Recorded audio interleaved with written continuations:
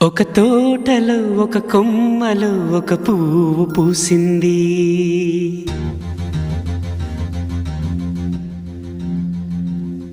మహారాణిలా మహాలక్ష్మిలా ఆ పువ్వు నవ్వింది.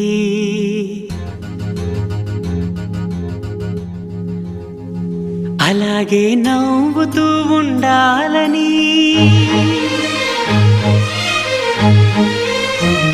అలాగే నవ్వుతూ ఉండాలని నింగి నేల వాగు వంక చెట్టు చేమ గువగూడు ఆశీర్వదించాయి.